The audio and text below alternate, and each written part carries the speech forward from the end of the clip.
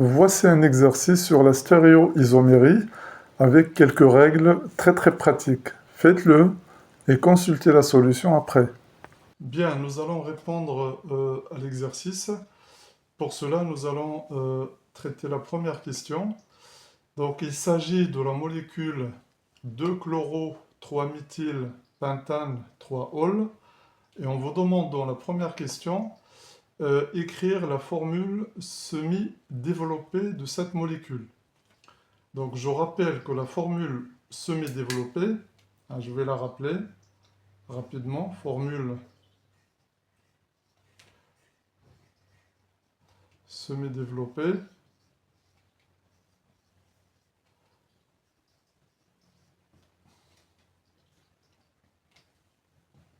Donc une formule semi-développée, c'est une formule dans laquelle on ne met pas la liaison entre l'hydrogène et les autres atomes. Donc pas de liaison hydrogène. Pas de liaison hydrogène.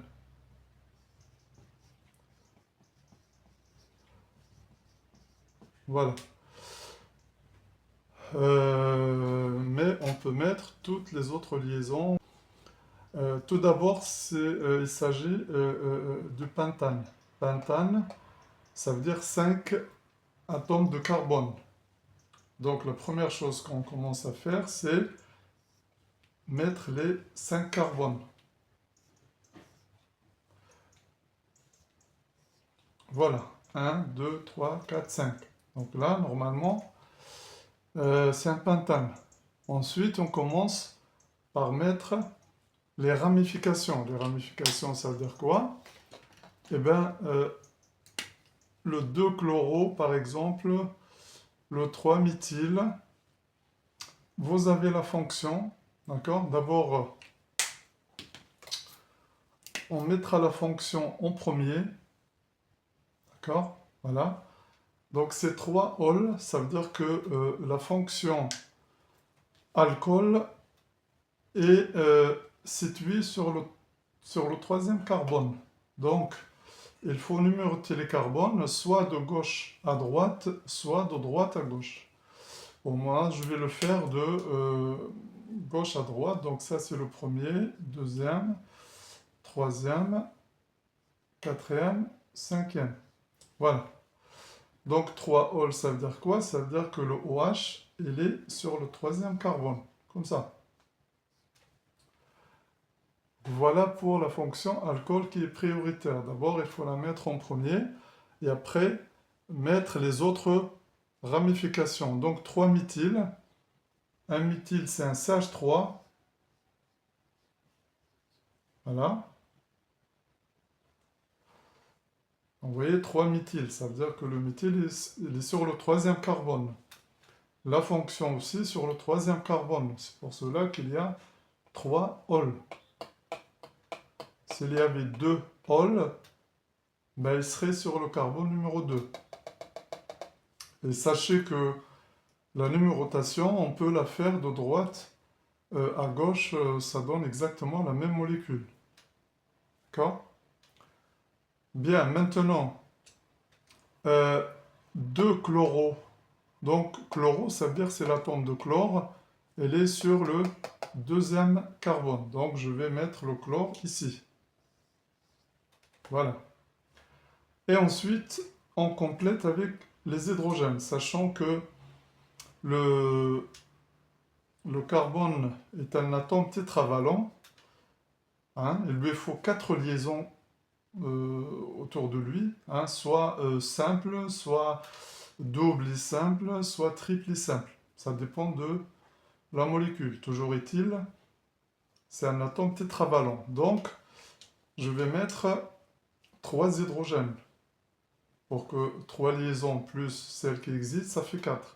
Donc le H3, je peux le mettre là, ou là, si vous voulez. Bon, c'est pareil.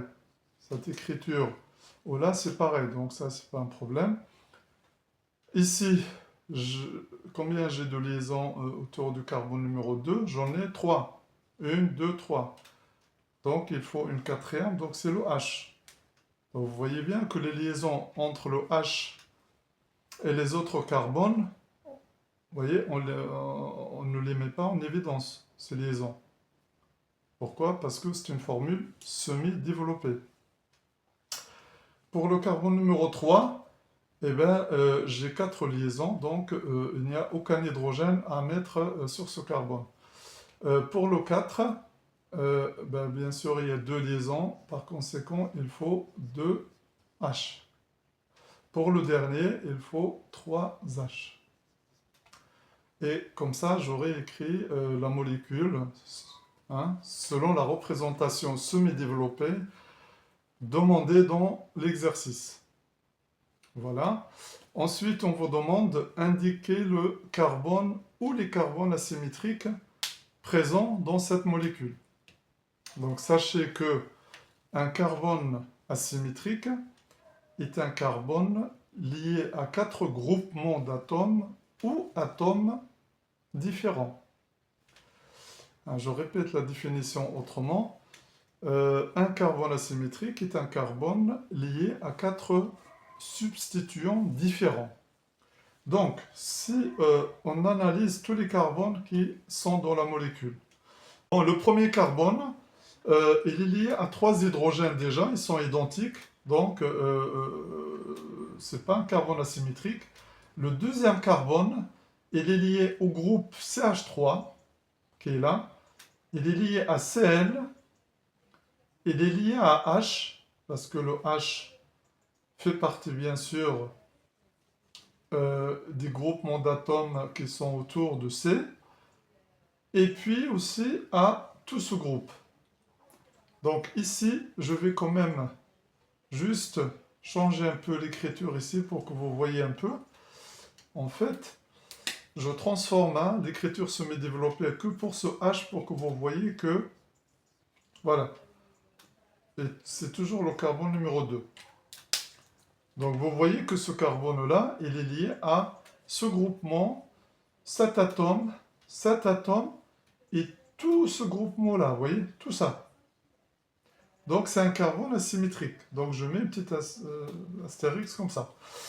Le carbone numéro 3. Donc il est lié à tout ce groupement.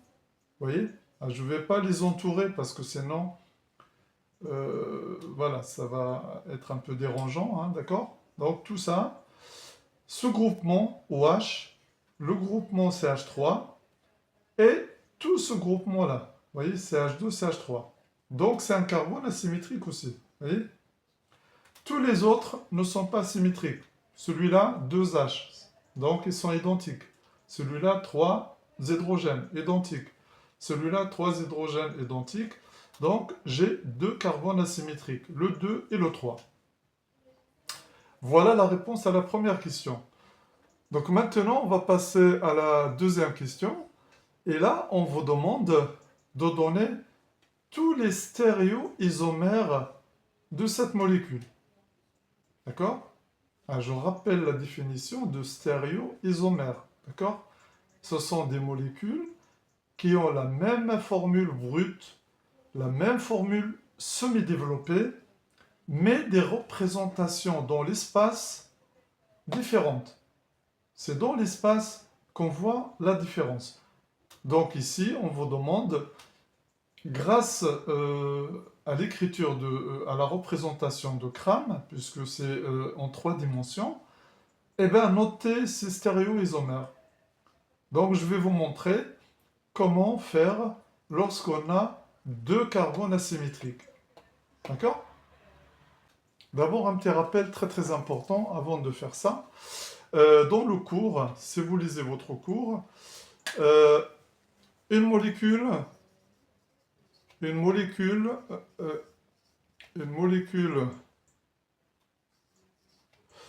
qui comporte N carbones asymétriques,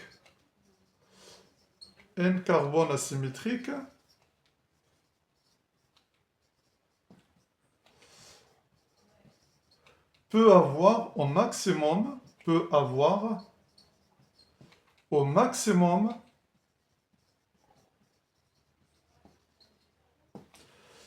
2 puissance n stéréoisomères. Stéréoisomères. Voilà. Donc si n égale à 1, par exemple, un seul carbone asymétrique, ben 2 puissance 1 égale à 2. Donc 2 stéréoisomères. Stéréoisomères. Voilà. Si n égale à 2, comme dans ce cas-là, et bien 2 puissance 2 égale à 4 stéréoisomères. Voilà. Au maximum. Au maximum. Voilà. Donc, ça, c'est très très important à retenir parce que ça vous aidera dans les exercices, hein, comme celui-là par exemple. Hein. Là, j'ai 2 carbones asymétriques. Hein. J'ai 2 carbones asymétriques, par conséquent, je ne peux avoir que 4 stéréoisomères au maximum. Pourquoi on dit au maximum? C'est parce que parfois, s'il y a un axe de symétrie dans la molécule, eh ben, ça réduit le nombre de stéréoisomères. On va trouver des molécules représentées dans l'espace, mais identiques. Vous voyez, donc on ne peut avoir au maximum que 4 si on en a 2. On va passer maintenant à trouver les stéréoisomères. Donc je vais vous montrer les règles. Vous allez voir, c'est pas très très compliqué. Bon, commençons par faire la première représentation de crâne. Donc j'ai C, C,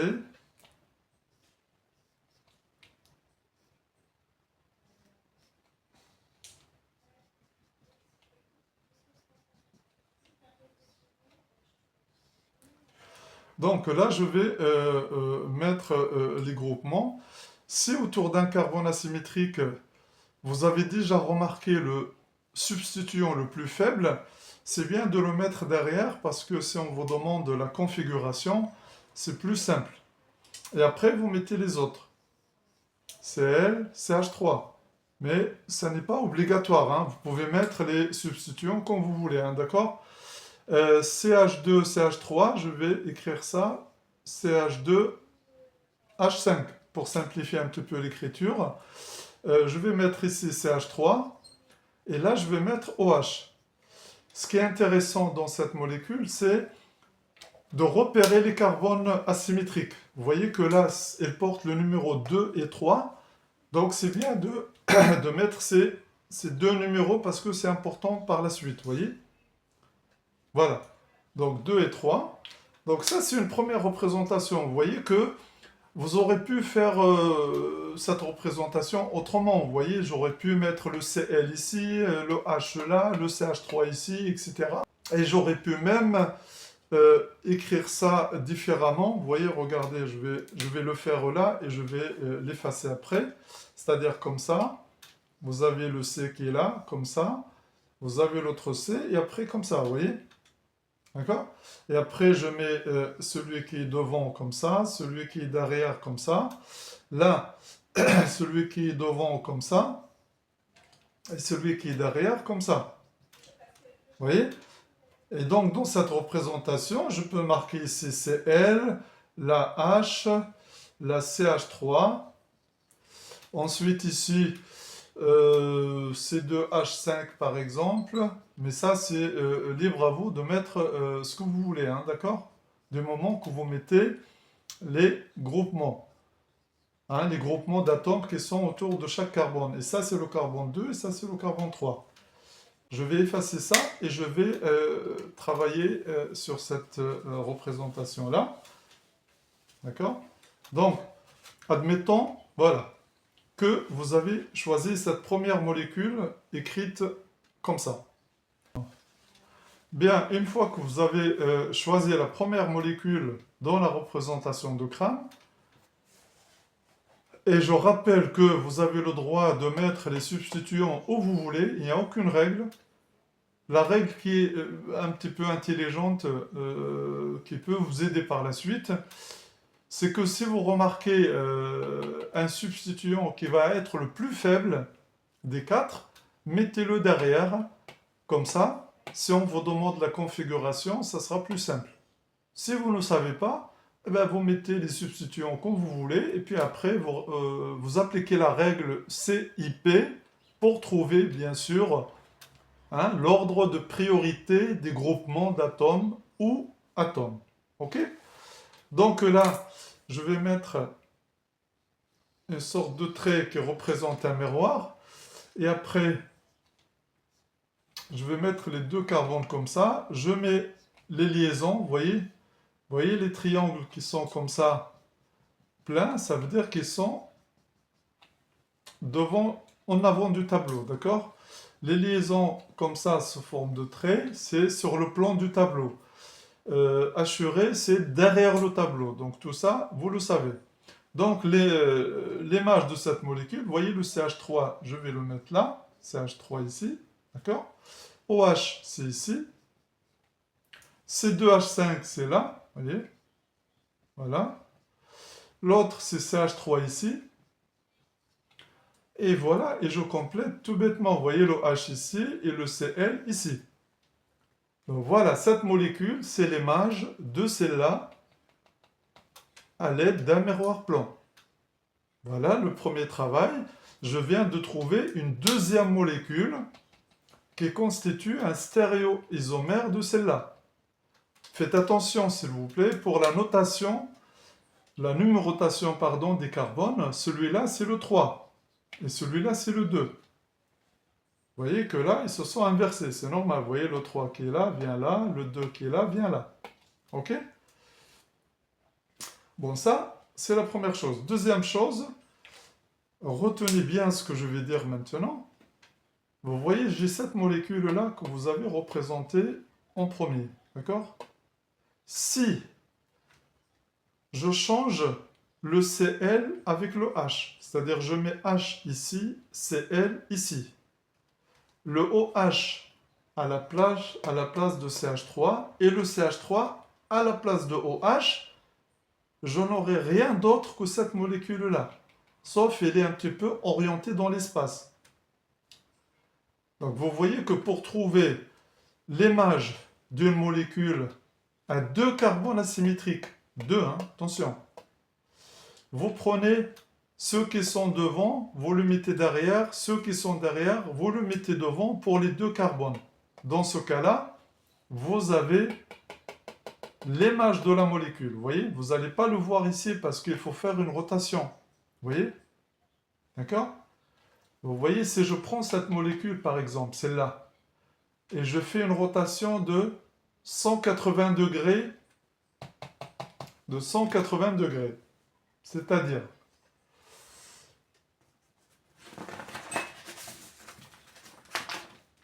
vous voyez, vous avez cette molécule qui est là, par exemple, et vous imaginez que vous avez fait une rotation de 180 degrés. Voilà, vous la tournez complètement comme ça, vous voyez? Et bien, si vous faites ça, vous allez trouver ça. Vous voyez, regardez, vous allez trouver c'est... Retenez ça, hein, parce que les rotations de 180 degrés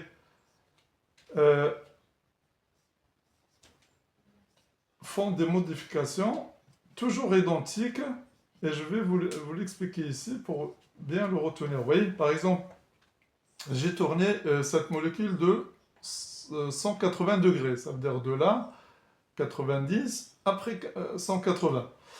Ça vient, il va venir ici, vous voyez? Le C2H5 va venir là.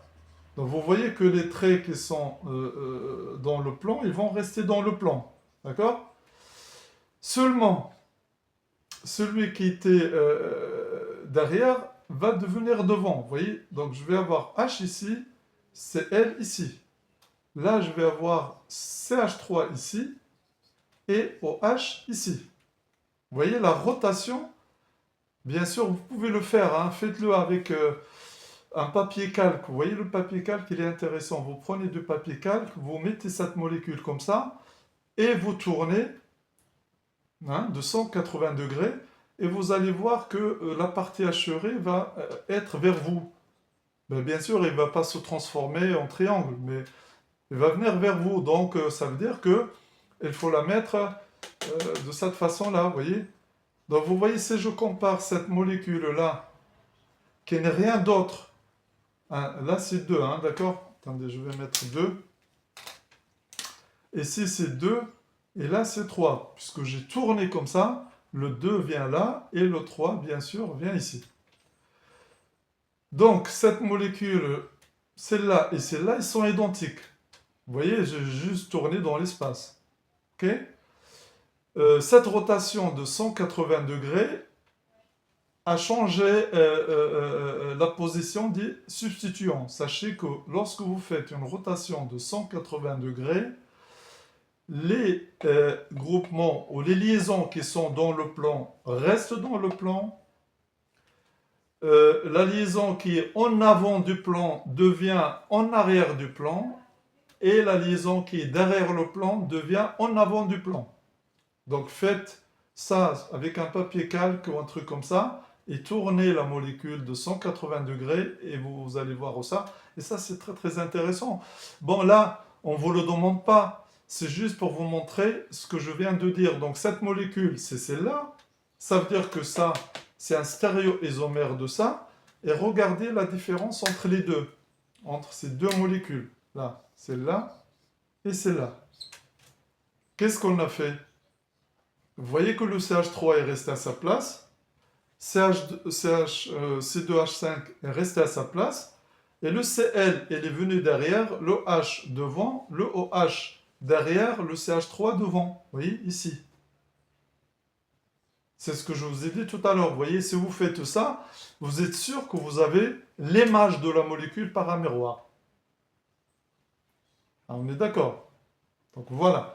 Donc ça, c'est juste une petite remarque pour vous dire que si vous cherchez à trouver l'image d'une molécule par un miroir, si la molécule comporte un seul carbone asymétrique, le problème est réglé. Celui qui est devant, vous le mettez derrière. Celui qui est derrière, vous le mettez devant. Que ces deux, hein, attention. Voilà. Après, j'aurais pu travailler sur les liaisons aussi dans le plan. Seulement, puisqu'ils sont dans le plan, c'est dommage après, parce que c'est un petit peu compliqué à voir les choses. Vous voyez, regardez comme ici, ils sont dans le plan. Ça ne m'a pas gêné à faire la rotation de 180 degrés, vous voyez. Hein? L'essentiel, c'est quoi? C'est de changer la place de deux groupements, deux uniquement, pour chaque carbone. Celui-là, d'abord, et celui-là ensuite. Hein? Quelle que soit la position des groupements, si vous voulez, vous voyez.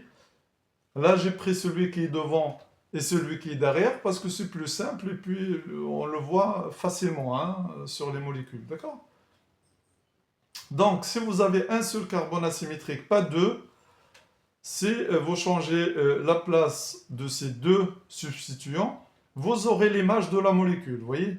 Ça, soyez sûr dans votre tête que vous avez l'image.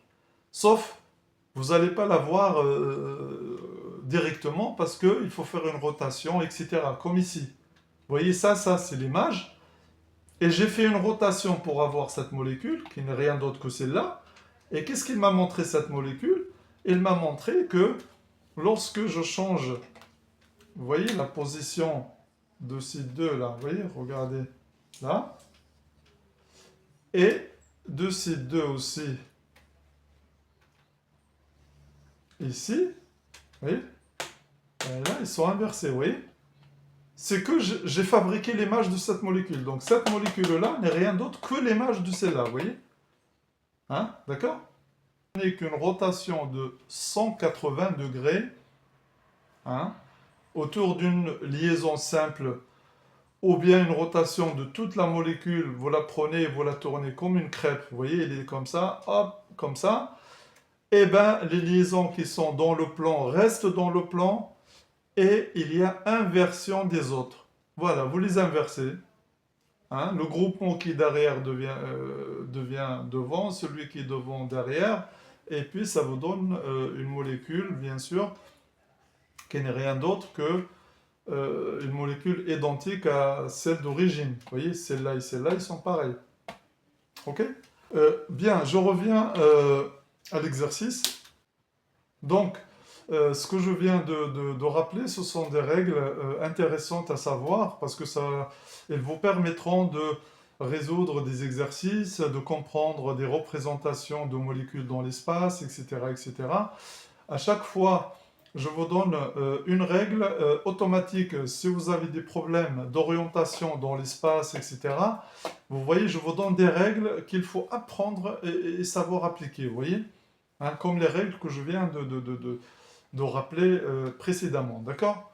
Donc voilà, j'ai la molécule de départ que j'ai mise, c'est celle-là. Voilà, je me suis dit, tiens, je vais prendre son image par un miroir, hein. Donc il me donne un autre stéréoisomère. Voilà le deuxième. Maintenant, cette molécule-là, tout à l'heure j'ai dit, si vous changez H et Cl de place, OH et CH3 de place, automatiquement après, on trouve cette molécule. Si maintenant vous changez que deux substituants d'un seul carbone, c'est-à-dire comme ça, vous voyez, je vais le mettre, C, je vais garder ici CH3, ici je vais mettre H, là je vais mettre Cl.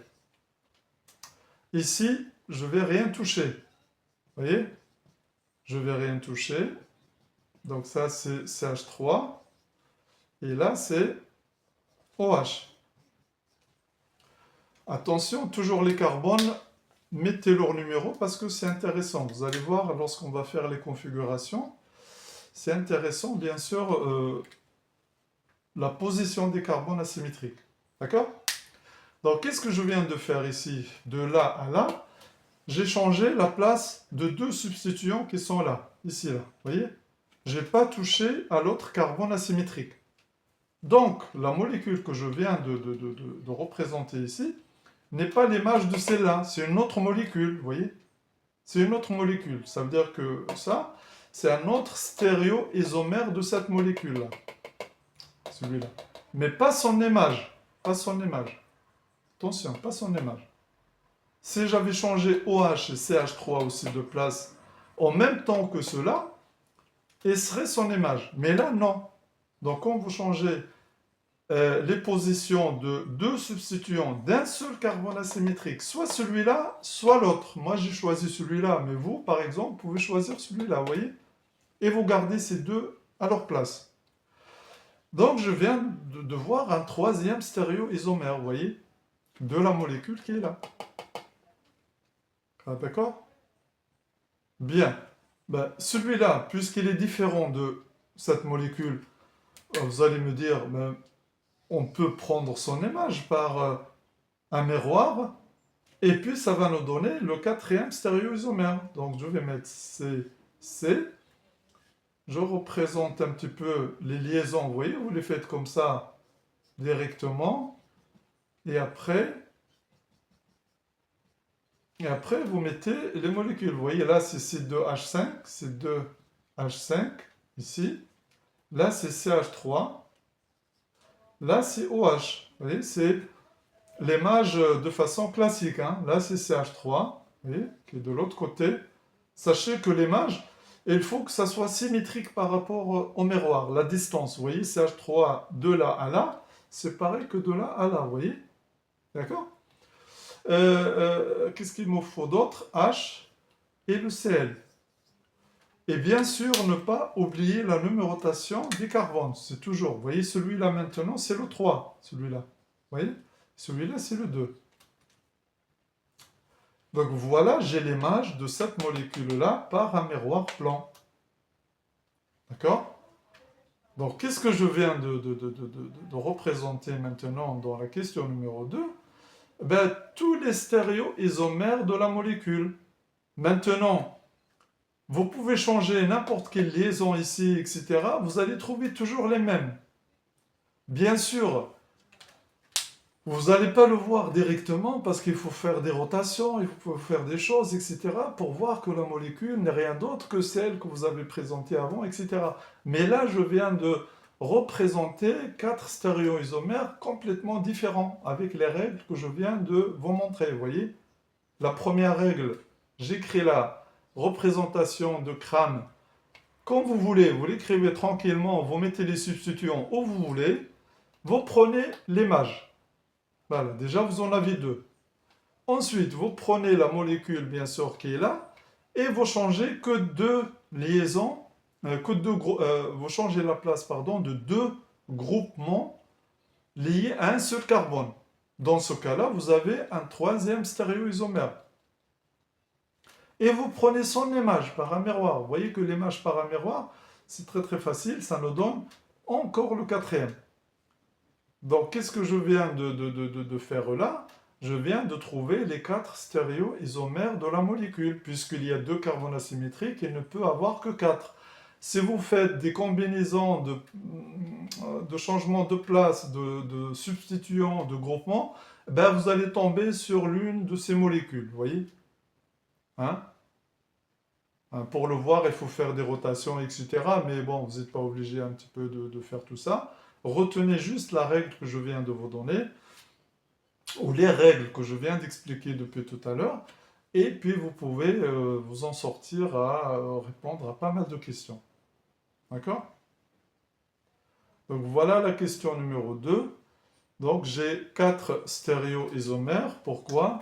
Parce qu'il y a deux carbones asymétriques, 2 puissance 2 égale à 4. Donc 4 stéréoisomères. Vous voyez? Si la molécule comportait un axe de symétrie, c'est-à-dire je mets une droite comme ça, et ce qui est à gauche égale à ce qui est à droite, ce qui est là égale à ce qui est là, dans ce cas-là, le nombre de stéréoisomères peut être réduit. Vous voyez, au lieu de 4, je peux en avoir que 3. Pourquoi? Parce qu'il y a deux molécules qui vont être identiques, c'est-à-dire celle-là et celle-là, ou celle-là et une autre. Vous voyez? D'accord? Voilà. Maintenant, quelles sont les relations, bien sûr, entre ces stéréoisomères? Donc, la question numéro 3. Il suffit juste que je change un peu le numéro ici. 3. Quelle est la relation? Ça veut dire la relation, ça veut dire quoi? Ça veut dire est-ce que celui-là et celui-là sont énantiomères? Est-ce qu'ils sont diastéréoisomères? Voilà, c'est la question qu'on vous pose. Donc je vais rappeler quand même les définitions des deux stéréoisomères. Vous avez appris dans le cours que deux molécules sont énantiomères s'ils sont imagent l'une de l'autre par un miroir plan et non superposable. D'accord? Non superposable. Donc, voilà. Deux diastéréoisomères sont deux molécules qui ne sont pas images l'une de l'autre par un miroir plan et qui ne sont pas superposables. Vous voyez, c'est la règle de ni-ni. Ni superposable, ni image l'une de l'autre par un miroir plan. Donc, c'est très très simple. Moi, je vais mettre des flèches. Vous voyez, des flèches vertes. Quelle est la relation entre celle-là et celle-là? Quelle est la relation entre celle-là et celle-là? D'accord? Après, je vous dirai un peu, je vous donnerai la réponse. Maintenant, avec un stylo bleu, quelle est la relation entre celle-là et celle-là? Entre cette molécule et celle-là. Vous voyez? Et vous avez compris maintenant entre celle-là et celle-là, entre celle-là et celle-là. Ok, je vais mettre des flèches, j'espère que ça ne va pas un petit peu allumer d'écriture. Et entre celle-là et celle-là. Voilà. Donc là, j'ai mis toutes les flèches. Sachez que dans votre cours, certainement, vous avez un exemple de ce travail-là. Ça veut dire une molécule qui comporte deux carbones asymétriques. Et puis après, vous avez les énantiomères, les diastéréoisomères, etc., etc.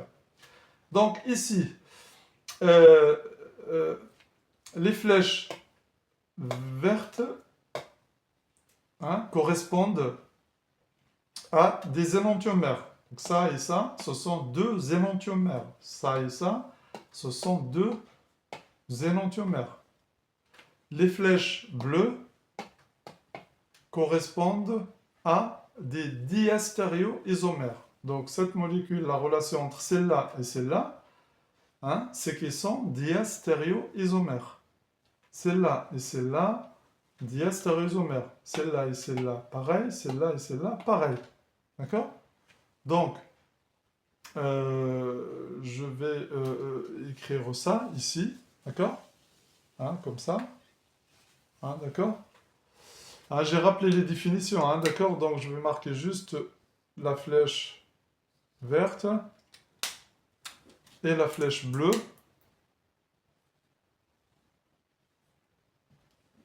D'accord? Donc ici, il s'agit d'énantiomère. Énantiomère. Et là, diastéréoisomère.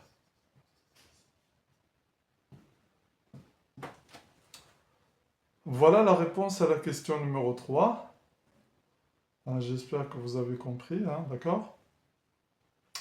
Bon, maintenant la question numéro 4. Bon, pour moi, c'est un petit peu... Voilà, la question numéro 4. Pour cela, on vous demande les configurations de tous les carbones asymétriques dans ces molécules-là. Ici, ici, là et là. Ça veut dire quoi, la configuration absolue? Ça veut dire trouver, est-ce qu'il s'agit de R ou de S? D'accord? Donc, il faut savoir que un miroir inverse toujours la configuration. Si le 2, vous trouvez R, c'est que le 2 ici, c'est S. Si le 2 ici, vous trouvez S, c'est que le 2, c'est R. Et pareil pour le 3. D'accord? La miroir inverse les configurations. Par contre, entre les diastéréoisomères, vous n'allez pas remarquer d'inversion. Il peut y avoir une seule inversion, pas deux. Donc un miroir plan donne deux inversions obligatoirement, et on va les trouver bien sûr maintenant, d'accord? Donc, d'abord, lorsque vous cherchez la configuration d'un carbone asymétrique, regardez la priorité des substituants qui sont autour de lui, d'accord? Donc, ce carbone asymétrique, hein, je vois qu'il est lié à Cl, H, CH3 et tout ce groupement qui est là, d'accord? Donc, je vais juste vous rappeler les numéros atomiques. Cl, c'est 17. Z de C, c'est 6. Z de H, c'est 1. Voilà. Et Z de O aussi, parce qu'on aura besoin. O, c'est 8. D'accord? Donc, je vous renvoie à la vidéo, bien sûr, qui explique la règle CIP. Hein, la règle CIP. Je vais la rappeler quand même rapidement. On regarde les atomes qui sont directement liés au carbone.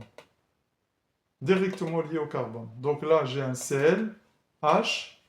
Là, c'est un C, parce que les H3, ils sont autour de C. D'accord? C'est le C qui est directement lié à ce carbone numéro 2. Et puis, un autre C ici. Donc, vous avez C, C, H et Cl. Tout d'abord, on commence par étudier la priorité des atomes, bien sûr, qui sont déjà évidents. Vous voyez, parce que le Cl, bien sûr, il a un numéro atomique. Et d'ailleurs, on classe les atomes, bien sûr, par ordre de priorité croissant, en fonction de leur numéro atomique Z. Z, que j'ai rappelé ici. Donc, le chlore, c'est le premier, puisque c'est 17. Je mets 1. H, c'est 1, donc il va être le dernier, c'est 4. Voyez? Le C et le C sont identiques. Donc, qu'est-ce qu'on fait? on va chercher dans le rang numéro 2, c'est-à-dire les atomes qui viennent après le C. Regardez ici, après le C, il n'y a que des H. Après le C ici, il y a un autre C, il y a un autre C, il y a un O. Donc tout ça, c'est le numéro 2. Vous voyez? 2. Et ça, donc, c'est 3. Donc vous voyez que j'ai 1, 2, 3 et 4.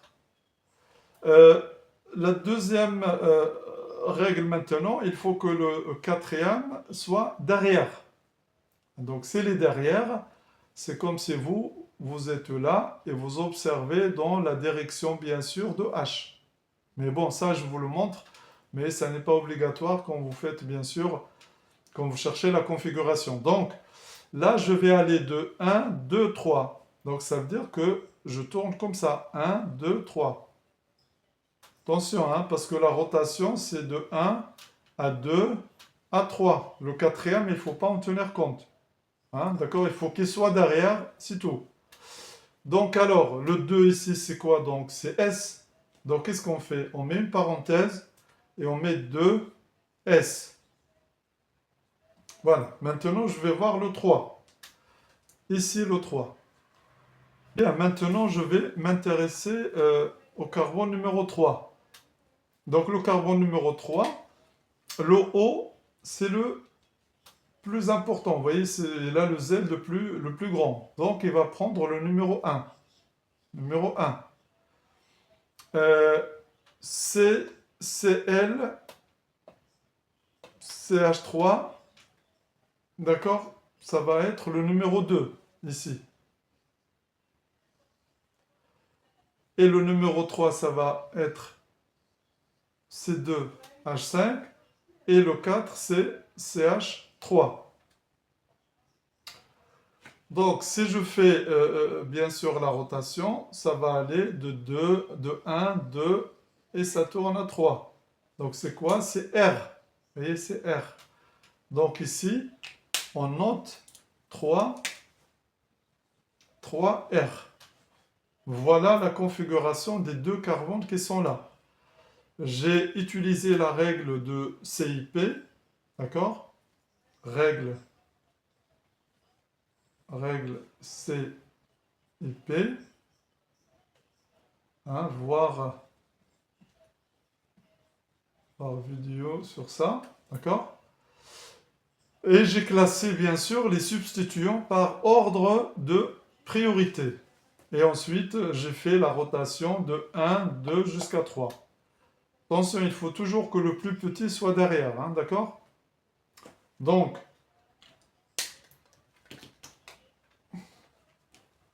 maintenant, je vais voir le deuxième, d'accord? Je vais faire vite maintenant parce que sachez que normalement, je vais trouver l'inverse de ça, vous voyez? L'inverse de ça, ça veut dire quoi? Ça veut dire 2R et 3S. Vous voyez? Directement, vous voyez que l'image par un miroir plan donne l'inversion des deux. On va voir ça. Attention, n'oubliez pas que le 2, c'est ici, pas ici. Donc, vous voyez, regardez, là, vous avez 1. Je ne vais pas écrire les chiffres. 1, 1, 2, 3 et 4. 1, 2, 3. 1, 2, 3. 1, 2, 3. Ça veut dire que je tourne comme ça. Donc, 2 R. Voilà. Maintenant, le troisième, qui est de ce côté-là. Faites attention.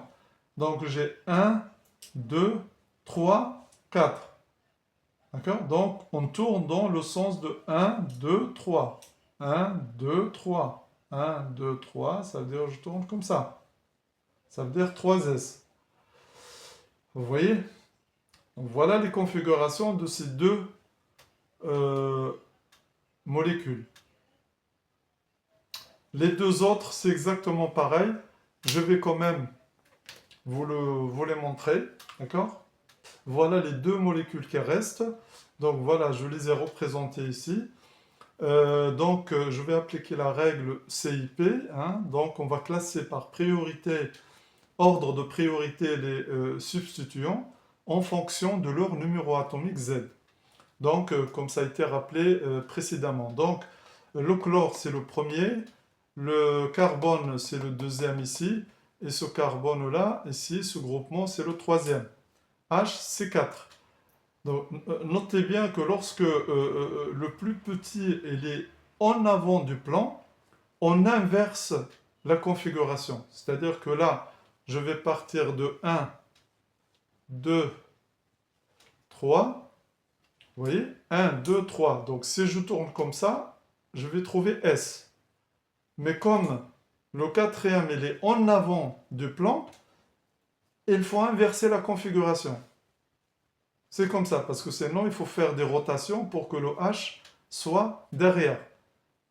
Je vous montrerai à la fin de l'exercice quelques astuces aussi sur ça. Mais retenez que lorsque le quatrième il est en avant du plan, on inverse la configuration trouvée. Donc là, on trouve S, donc c'est R. Donc c'est 2R. Bon, pour le deuxième, ça n'a pas changé. Vous voyez, le plus petit, il est toujours derrière. Donc le 1, le 2 et le 3. 1, 2, 3. 1, 2, 3, je tourne comme ça, donc c'est R. Donc c'est 3, R. Normalement, ici, je dois trouver l'inverse. Vous voyez, 2S, 3, 3S. Vous voyez? Donc, je vais le faire ici. Donc, ça, c'est le 1, 2, 3.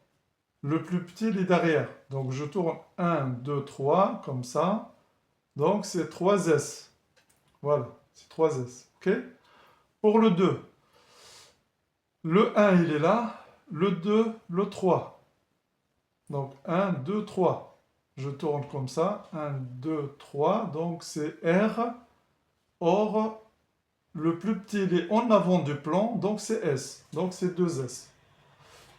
Donc, voilà comment trouver les configurations absolues. Regardez la leçon que j'ai présentée précédemment sur ça, qui parle un petit peu de façon détaillée comment classer les substituants, comment faire des rotations, etc., etc. Donc voilà, donc l'exercice est terminé, mais je vais vous montrer quand même quelques règles très très pratiques pour trouver la configuration absolue, sans faire de rotation, etc. Parce qu'il y a quelques élèves, c'est vrai, qui n'arrivent pas à voir un petit peu dans l'espace quelques molécules. Je vais vous donner quelques astuces, d'accord? Et règles. Donc, voilà, là je vais vous donner quelques règles. Bon, l'exercice est terminé, mais je vais vous donner quelques règles et astuces pour déterminer la configuration d'un carbone asymétrique sans faire de rotation. Parce qu'il y en a il y a quelques élèves, c'est vrai, qui ont parfois quelques difficultés à se projeter dans l'espace.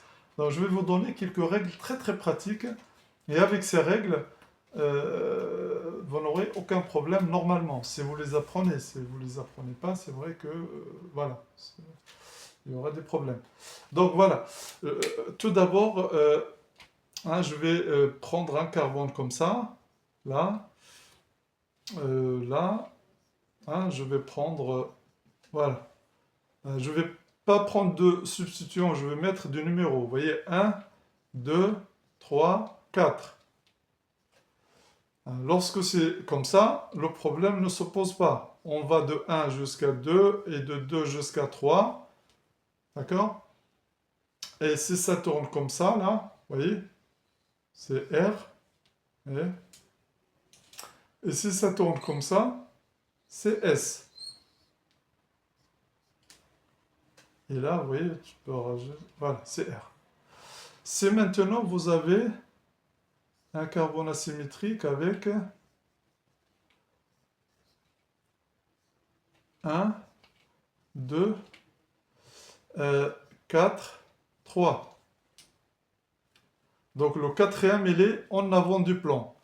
Donc vous faites 1, 2, 3 et on inverse. D'accord? Ça veut dire que S donnera R R donnera S. D'accord? Si vous avez S, ça donne R. Si vous avez R, ça donne S. Ok? Ça, c'est pareil que si vous avez comme ça. Si vous avez le quatrième là, c'est pareil aussi. 1, 2, 3. Pareil. D'accord? Donc tout ça, c'est pareil que ça. Ok? Si on a maintenant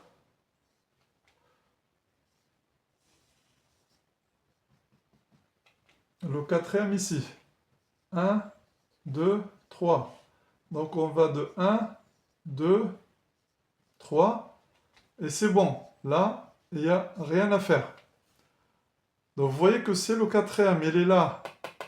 Au derrière, il n'y a rien à faire sur la rotation.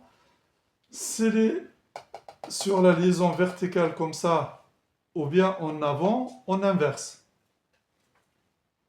D'accord? Bon, maintenant, une règle complémentaire. Si vous avez par exemple, d'accord, c'est une règle complémentaire que je vais vous donner, d'accord? Admettons, vous avez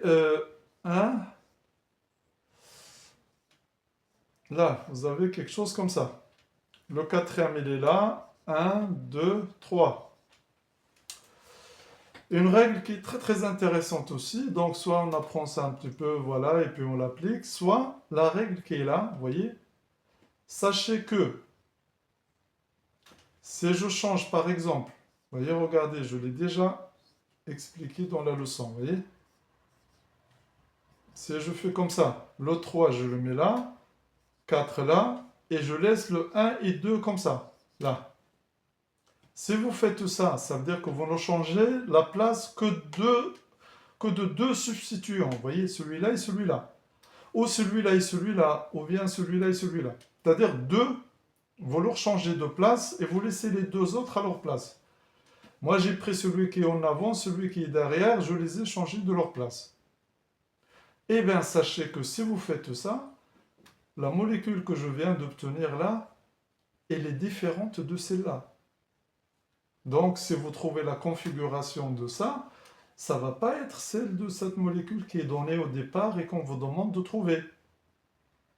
Donc, si vous faites que ce changement, en fait, c'est comme si vous avez trouvé l'énantiomère de ça.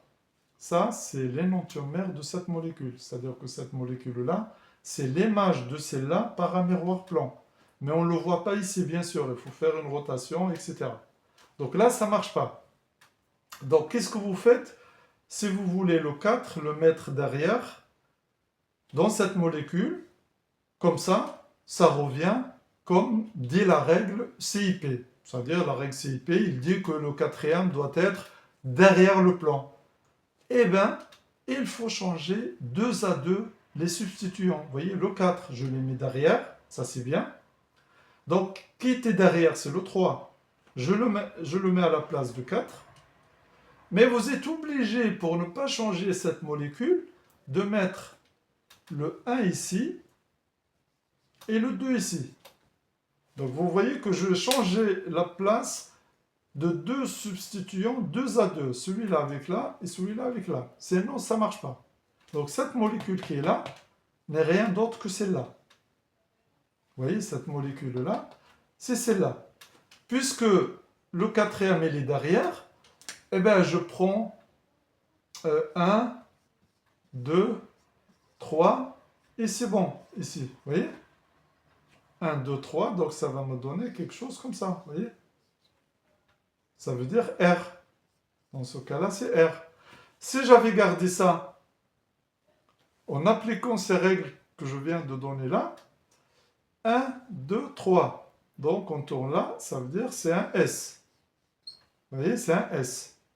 Et comme j'ai dit, on inverse, donc ça va être un R. Mais bien sûr qu'on trouve la même chose. Vous voyez? Donc vous voyez, soit vous gardez ça, et vous inversez la configuration pour trouver la bonne, soit vous faites cette astuce-là qui est très très intéressante, à savoir, on change 2 à 2 les substituants, vous voyez? Le quatrième, on le met derrière, et celui qui était derrière, on le met à la place du quatrième, et on change les 2 autres aussi qui restent, et après on travaille tranquillement, comme dit la règle, c'est pieux quoi. Ok? Voilà, voilà, voilà. Ben, merci de votre attention et à la prochaine fois.